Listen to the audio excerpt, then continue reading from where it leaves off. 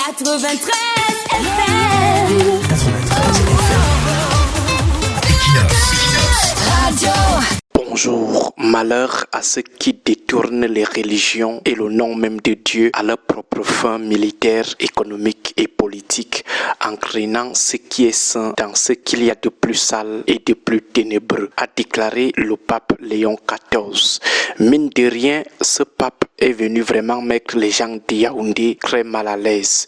Il maîtrise les forfaitures et les manigances habituelles des gars du 6 novembre. Il sait que la religion a toujours été utilisée comme un instrument par l'oligarchie eschatologique de Yaoundé. Sous le long règne de Paul Biya, le pouvoir a progressivement transformé la religion en un outil de polissage de son visage hideux entaché de haine, de rancune et de sang.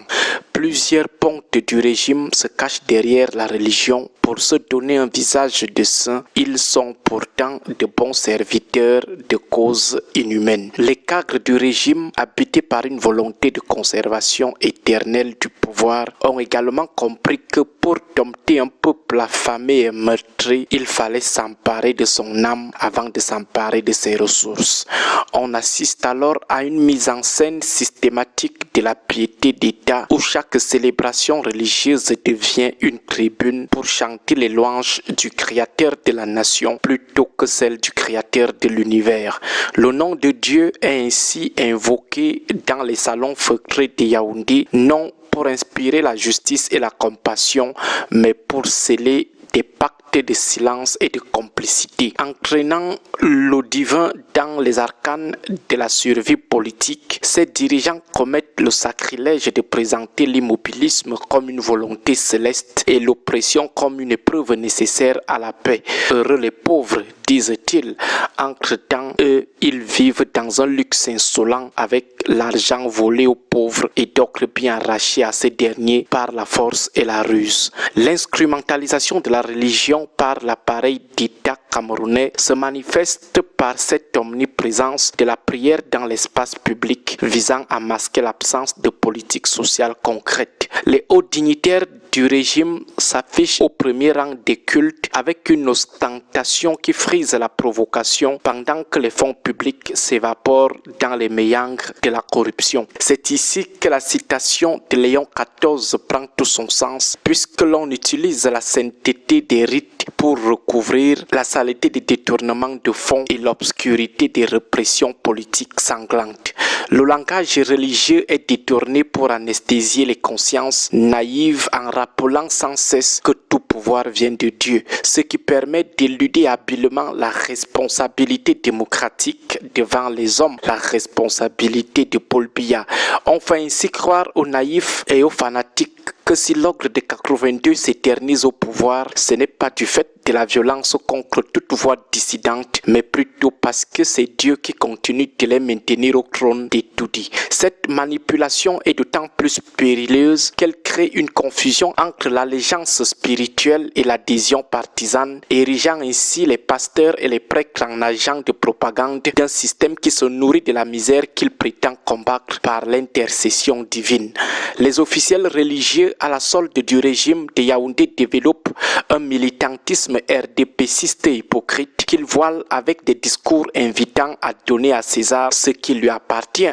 Mais de quel César parle-t-il? Il faut voir comment certains imams, pasteurs, évêques et prêtres sont souvent complètement à plat ventre devant des élites politiques du RDPC. Ils ventilent brillamment leur masculinité moyennant quelques faveurs. D'autres n'hésitent pas à souscrire et même à faire la propagande du tribalisme d'État instauré par des villagistes.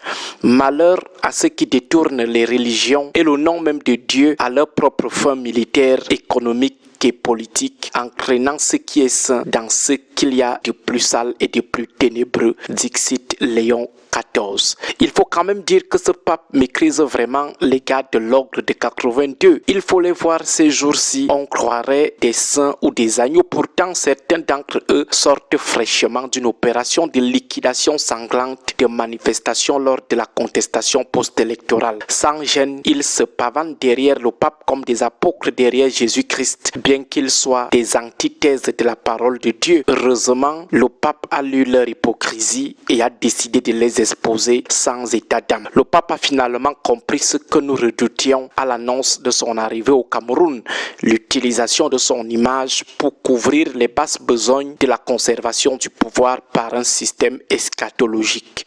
Il pensait que le pape n'avait pas sur la paume de sa main la longue liste de leurs forfaits, y compris des assassinats de plusieurs officiels de l'Église catholique au Cameroun. Ce qui est ridicule dans cette affaire, c'est que chaque fois que le pape prononce une parole qui les met à nu, ils applaudissent. Des applaudissements jaunes. Ils font comme si le pape s'agressait à d'autres personnes. Pourtant, le statut visé les vise directement. Chers membres du Renouveau, reprenez avec nous, avec le pape, cette déclaration. Malheur à ceux qui détournent les religions et le nom même de Dieu à leur propre fin militaire, économique et politique, entraînant ce qui est saint dans ce qu'il y a de plus sale et de plus ténébreux. Agréable week-end à tous. 93 FM.